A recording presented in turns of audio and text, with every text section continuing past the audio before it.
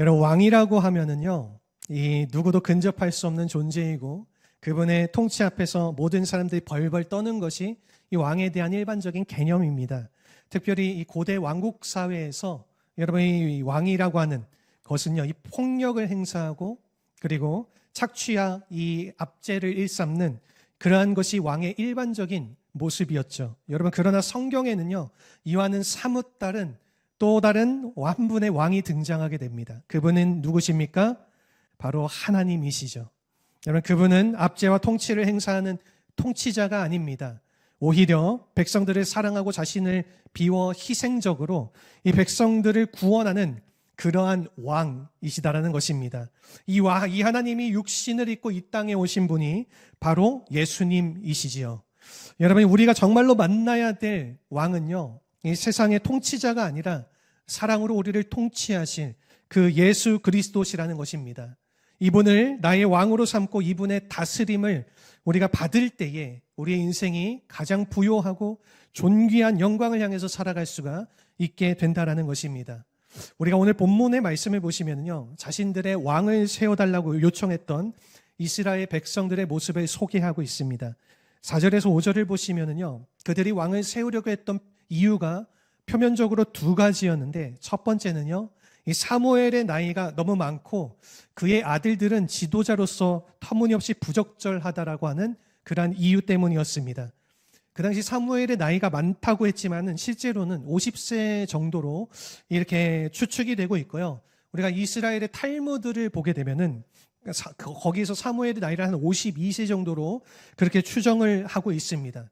그리고 어떤 성경학자들은 이 한 사무엘의 나이를 70세 정도까지 이렇게 보기도 했지만은, 여러분, 그렇다고 할지라도 이 사무엘의 나이는 그렇게 많은 나이가 아니죠. 모세의 경우를 보게 되면은 여러분 80세에 그 사역을 하나님께 부르심 받아서 시작하지 않았습니까? 우리가 요즘 같으면은 여러분 이 70세는요 신중년이다 이렇게 부르기도 하는데, 처음 들어보신 거 아니죠? 이제는 노년이 아니라요, 여러분 70세 넘어가도 신중년이다 그렇게 표현을 합니다. 여러분, 이거 이렇게 말하는 요즘 같은 때를 보게 되면은 여러분 이 나이를 많다라고 할 수는 없는 거죠. 더구나 여러분, 사무엘이 지금껏 얼마나 이 이스라엘 백성을 위해서 기도하며 헌신해 왔는데, 단순히 연로하다는 이유로 그의 리더십을 거부한다는 것은요, 사무엘 개인적으로는 굉장히 가슴 아픈 일이 아닐 수가 없는 것입니다. 이 두 번째로는요, 여러분, 주변 나라들은 다 왕이 있는데 우리나라는 왕이 없다라는 것이죠. 모압이나 암몬, 에돔 등의 이 나라들은 다 왕이 있었습니다. 그러니 우리도 왕을 세워달라 하는 그러한 제안을 했던 것입니다. 여러분, 사실 왕을 세워달라고 말하는 것 자체가 잘못된 것은 아닙니다. 왜냐하면요, 일찍이 이 모세를 통해서 왕정에 대한 계획을 이스라엘 백성들에게 말씀하신 바가 있기 때문인 것입니다. 우리가 신명기서 17장의 말씀을 보면은요, 하나님께서 너희가 나중에 가나안 땅에 정착을 하게 되면은 그때에 왕을 세우라 그렇게 말씀을 하셨는데, 한 가지 조건을 붙였습니다. 그것은요, 이 하나님께서 택하신 자를 너희가 왕으로 세워야 된다 이렇게 말씀하셨던 것이죠. 여러분, 그러므로 이 왕을 세운다는 것 자체는요, 이 잘못된 구상은 아닙니다. 여러분, 그럼에도 불구하고 6절을 보시면은 사무엘이 그것을 기뻐하지 않았다 이렇게 말하고 있습니다. 왜 그랬던 것일까요? 여러분, 이것은요 개인적인 이유 때문이 아닙니다. 이 사무엘이 기뻐하지 않았던 근본적인 이유는요, 하나님의 뜻이 아직 왕을 세울 때가 아닌 것을 알았기 때문이었던 것입니다. 여러분, 왕을 세우긴 했지만은 하나님의 때에 그리고 하나님의 방법으로 세울 계획을 가지고 계셨던 것입니다. 그것은 지금으로부터 40년 뒤에 이 다윗을 통해서 하나님의 왕국을 세우는 것, 여러분, 이것이 바로 하나님의 계획이었습니다. 이와 같은 하나님의 뜻을 확인도 하지 않은 채 인간적인 동기로 왕을 요구했기 때문에 여러분, 이 하나님도 기뻐하지 않으셨고 사무엘도 기뻐하지 않았다라는 것이죠. 여러분, 그러나 이스라엘 백성이 집요하게 왕을 요구했기 때문에 그들에게 결국에는 왕을 주십니다. 여러분, 그런데 그 왕이 결과적으로 여러분 어떻게 되었습니까? 이스라엘 백성들에게 정말로 축복된 왕이 되었을까요? 아닙니다. 엄청난 짐이 되었죠. 여러분, 그렇게 해서 세워진 왕이 사울 왕인데, 이스라엘의 초대 왕이었던, 처음에는 괜찮은 사람처럼 보여졌지만은 여러분, 이 나중에는 거의 사이코 수준으로 이 사람이 변해서 백성들에게 많은 어려움을 주었습니다. 이 자신을 위해서 기념비를 세우고, 그리고 하나님의 말씀에 불순종하고 열등감에 사로잡혀서 이 다윗을 쫓아다니고 40년 동안 이 백성들을 고통과 어두움을 안겨주었다라는 거죠. 심지어는 여러분, 신접한 여인을 찾아가서 이 사무엘의 영을 불러달라고 요청하는 있을 수가 없는 그런 비정상적인 행동을 그가 했던 것입니다. 여러분, 그러니 아무리 좋아 보이는 계획이라고 할지라도 하나님의 길을 벗어난다라고 하는 것은요, 여러분, 이 아무리 그것이 좋게 보일지라도 아름다운 열매를 맺을 수가 없게 되는 것입니다.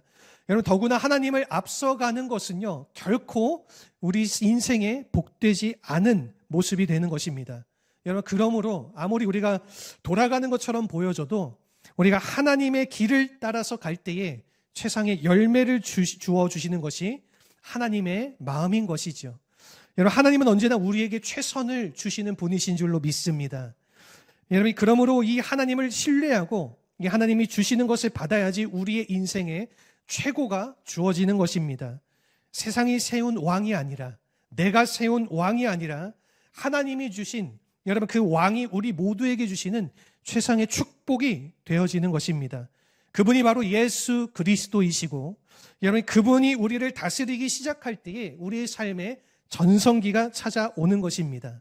그러므로 우리가 오늘 이 아침 물어야 될 질문이 이것입니다. 우리가 어떻게 하면은 예수님을 왕으로 삼고 그분의 다스림 속에서 우리 인생을 살아갈 수 있을까?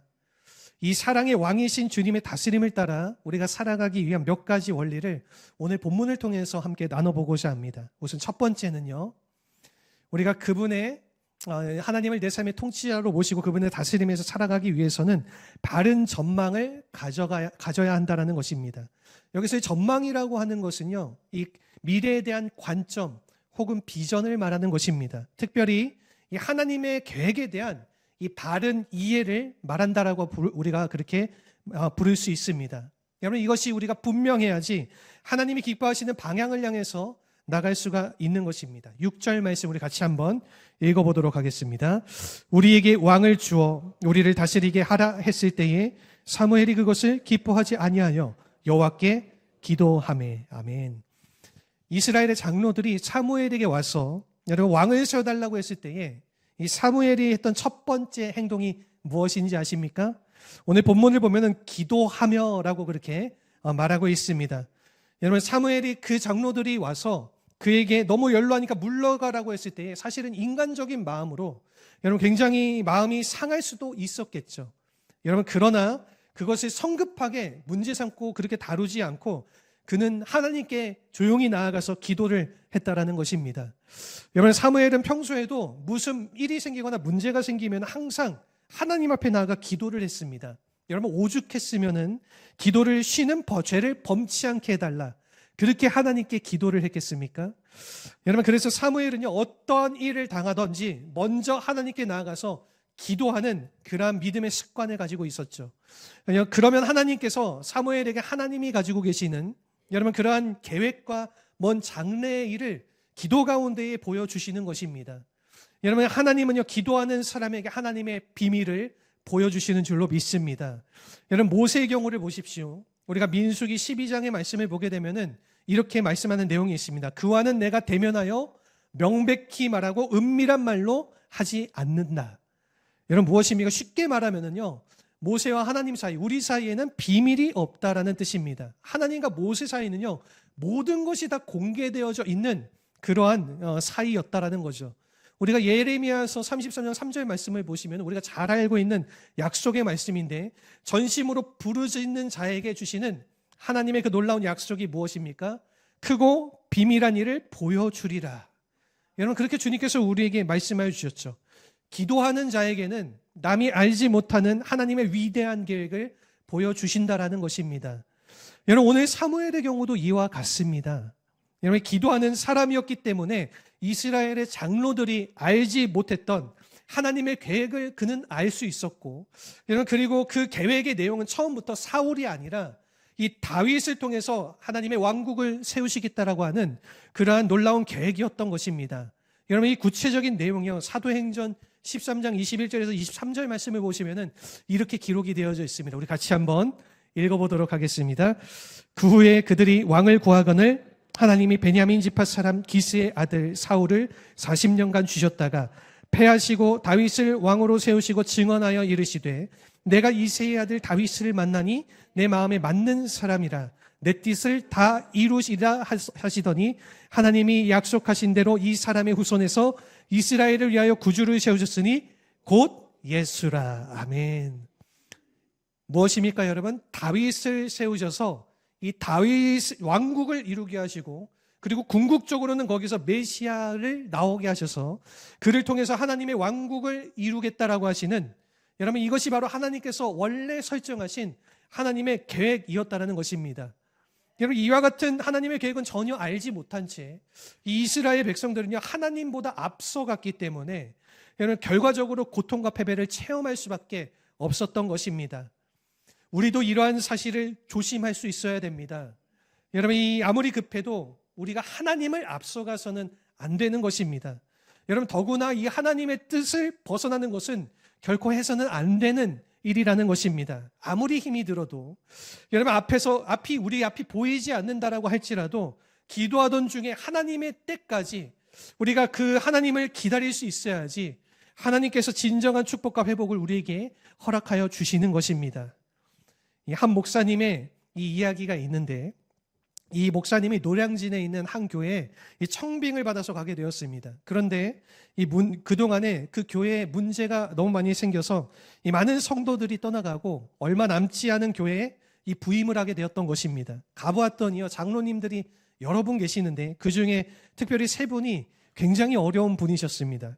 이분들이 당해만 하면은 항상 육두문자를 쓰면서 그렇게 서로 싸우는 통에 이 목사님이 감당이 되지가 않는 것입니다.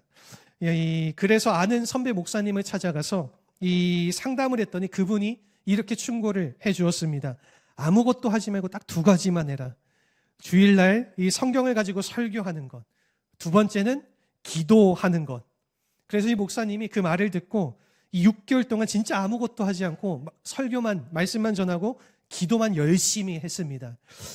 이와 같은 시간이 6개월을 이렇게 흘러가게 되고 그 뒤에 어느 날 이 목사님이 장로님들에게 산 위로 올라가서 우리 같이 기도합시다, 이러한 제안을 했습니다. 산에 같이 올라가서 장로님들 기도하는데 이 목사님은 산 위에 올라가서 기도하시고 장로님들은 산 밑에서 기도를 하시는 것입니다.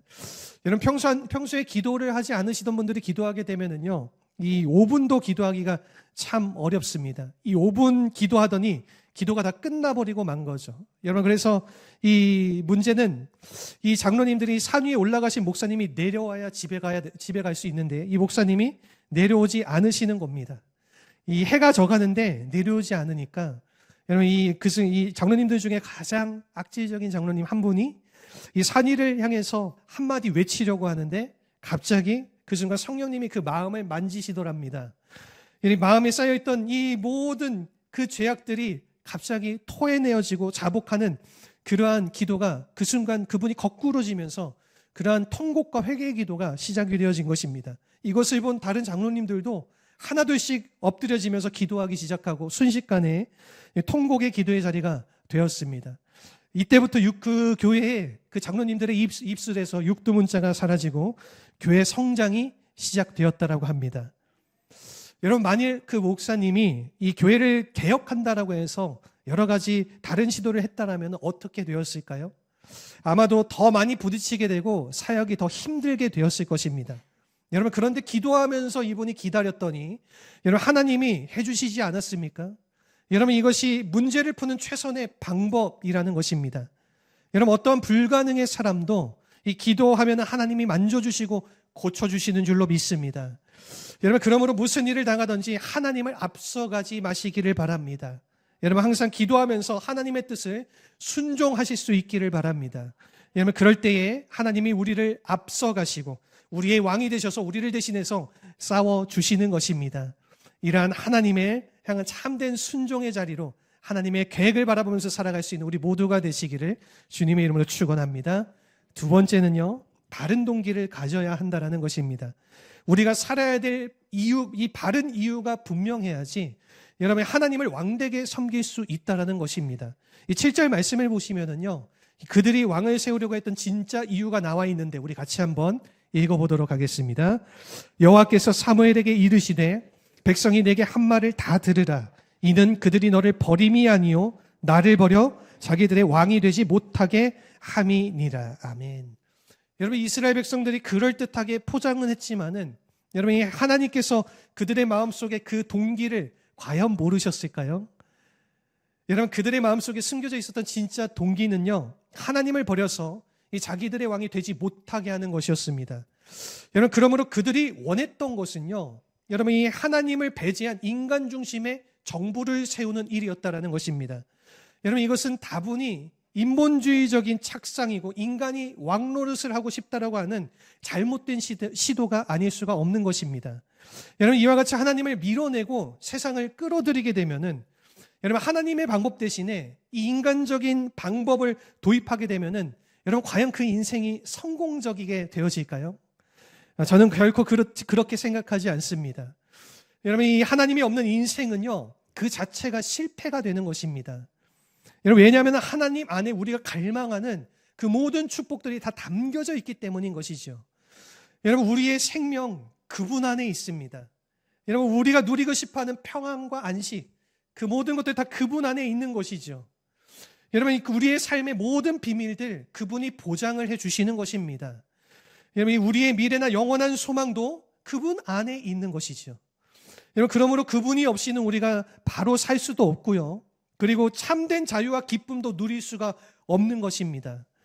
여러분 그러므로 여러분과 제가 우리의 삶이 진짜 빛난 인생이 되고 아름다워지고 싶다라면은 여러분 그분께 이 나의 왕권을 내어 드려야 하는 것입니다.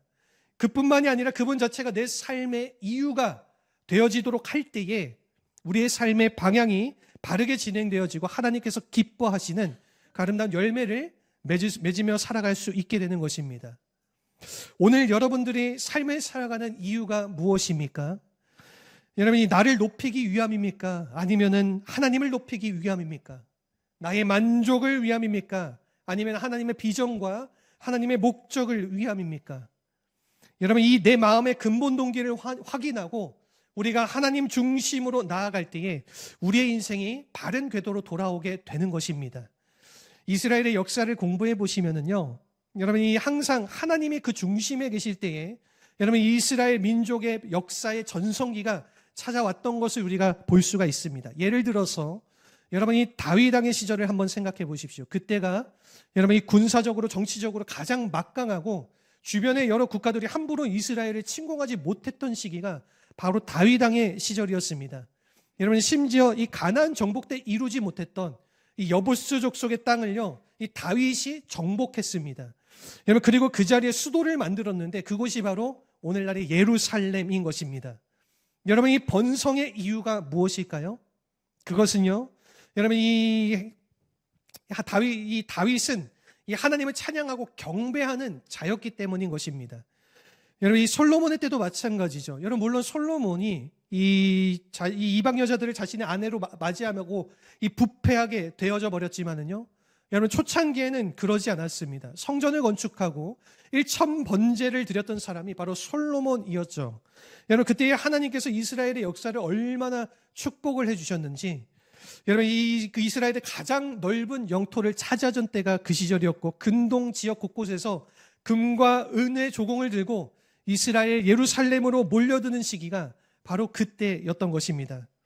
여러분 그러므로 하나님이 우리의 삶의 주인이 되시면은 그것이 국가가 되건 개인이 되건 교회가 되건 전성기가 찾아올 수 있는 것입니다. 여러분과 저의 인생도 이와 똑같습니다. 내가 주인이 아니라 여러분이 하나님을 왕으로 삼을 때에 우리의 삶이 풀려지게 되는 것입니다. 사업이든지 교회이든지 다 마찬가지죠.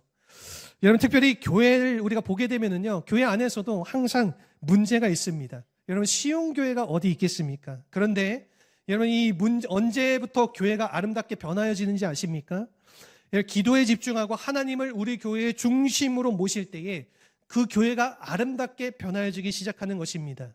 하나님이 중심에 계시게 되면은 어떠한 문제가 생겨도 그것이 떠나가게 되는 것이죠. 오히려 여러분 그 문제가 변하여서 복이 되는 경우도 있는 것입니다. 여러분 이 중요한 것은요, 하나님이시라는 겁니다. 여러분 하나님을 우리의 왕으로 삼을 때에, 우리의 왕으로 모시고 그분이 모든 사역과 삶의 우리의 삶의 중심에 계실 때에 여러분 개인이건 교회이건 인생이건 우리가 일어설 수 있게 되는 것입니다.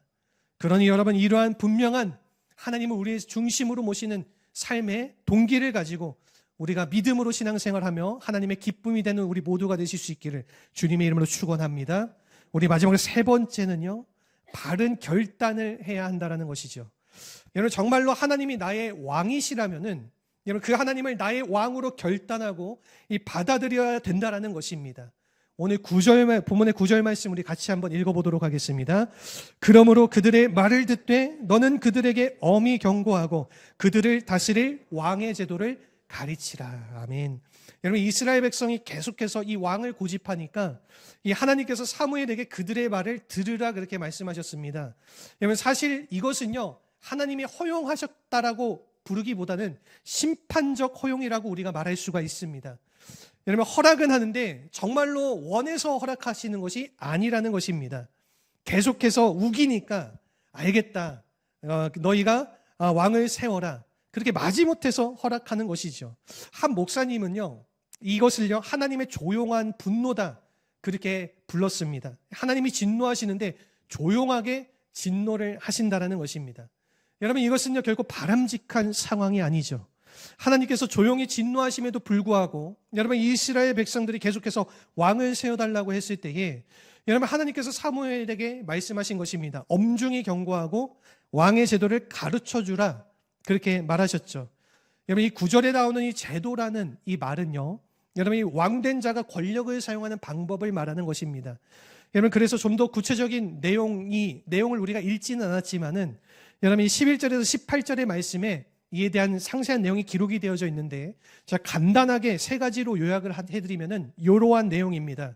첫 번째로는요, 자녀들의 징집입니다. 군인이든지 일꾼이든지 왕은요, 이 자녀들을 징집해서 사용할 수가 있는 권리가 있는 것입니다. 그 두 번째로는요, 세금을 징수하는 것입니다. 여러분 그래서 백성들의 재산을 착취하고 오용하는 것이죠. 그리고 마지막 세 번째는요, 폭력입니다. 이 폭력을 행사하고 억압과 공포로 그 백성들을 압제하는 것. 여러분 이것이 바로 왕의 제도다. 하나님께서 그렇게 명백하게 그들에게 알려주시는 것입니다. 여러분 일반적으로 왕이라고 하는 통치자는요, 여러분 이 백성들의 행복을 위해서 존재하는 자라기보다는 자신의 만족과 쾌락을 위해서 백성들을 압제하고 억압하고 빼앗는 자가 되는 것을 오늘 본문에서 왕의 제도라고 부르고 있는 것입니다. 여러분 그러므로 우리가 이 세상 왕의 통치를 받아들이게 되면은 이 왕의 제도를 받아들이는 것이지요. 여러분 성경을 보시면요, 세상 임금이 궁극적으로 누구인지 아십니까? 성경에서는 이 세상 임금을요, 사탄이라고 명백하게 말하고 있습니다.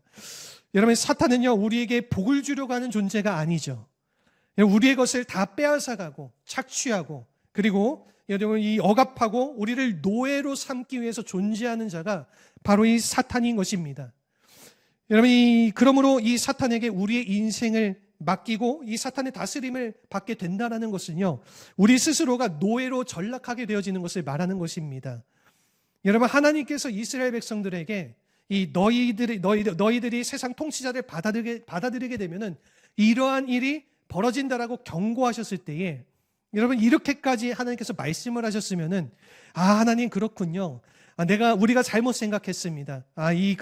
하나님을 우리의 왕으로 섬기는 것이 우리의 기쁨인 것을 내가 이제 알겠습니다. 우리가 그렇게 여러분 말할 수 있어야 되지 않겠습니까? 그리고 하나님을 다시 왕으로 마땅히 삼아야 되는 것인데 여러분 이스라엘 백성들은 그렇게 하지 않았던 것입니다. 어떠한 선택을 그들이 결국에는 하게 됩니까?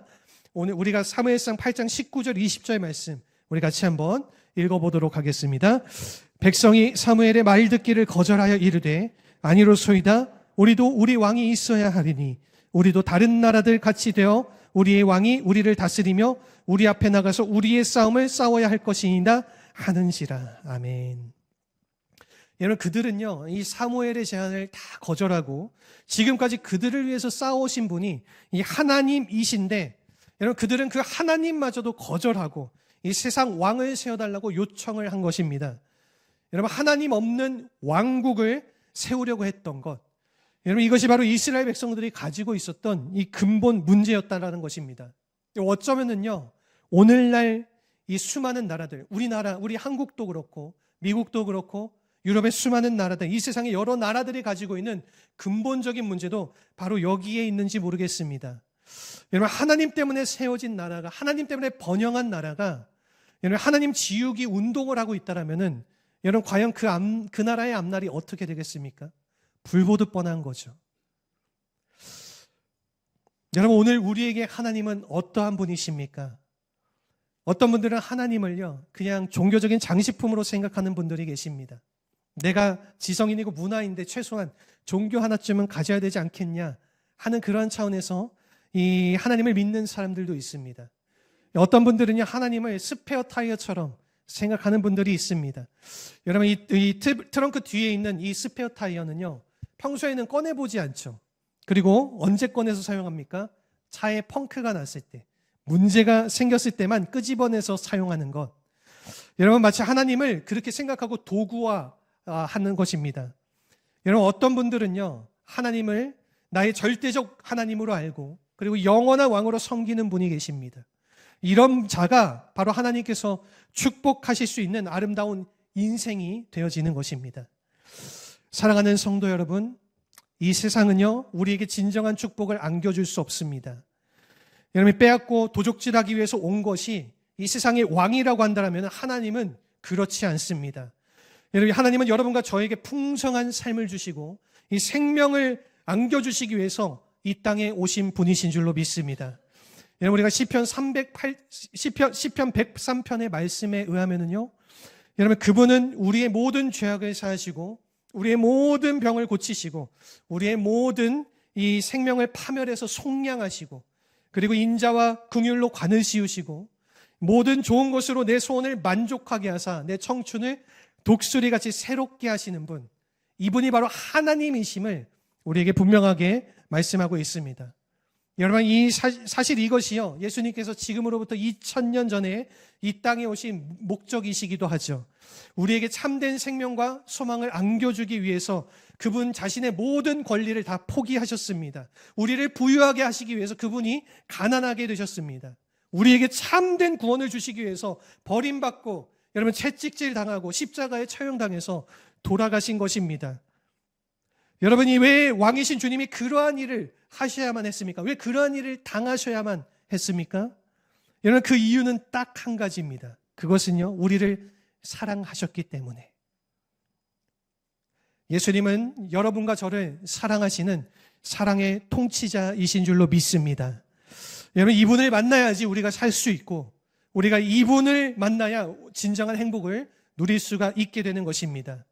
이와 같은 사실을 누구보다 잘 알고 있었던 다윗은요, 이 시편 145편 1절 말씀에서 하나님을 다음과 같이 찬양하면서 고백했습니다. 우리 같이 한번 한 목소리로 크게 읽어보도록 하겠습니다. 왕이신 나의 하나님이여, 내가 주를 높이고 영원히 주의 이름을 송축하리이다. 아멘. 오늘 여러분과 저에게 이와 같은 동일한 고백이 있기를 간절히 소원합니다. 여러분, 고백으로만 끝나는 것이 아니라 이 정말 나의 삶 자체가 이 고백의 삶이 되게 하셔서 여러분, 나의 왕권을 그분에게 내어드리고 우리가 그분의 영광을 위해서 살아가겠다라고 하는 그러한 결단이 분명할 때에 여러분, 우리의 삶은 바른 빛으로 돌아오게 되고 이 하나님의 영광을 위해서 살게 되고 그리고 최상의 축복된 인생으로 변하여지게 될 줄로 믿습니다. 여러분, 이 왕을, 이 하나님을, 이 예수 그리스도를 우리의 영원한 왕으로 우리가 모시기를 결단하며 그렇게 고백하며 우리 다윗의 이 시편의 찬양을 이 시간 함께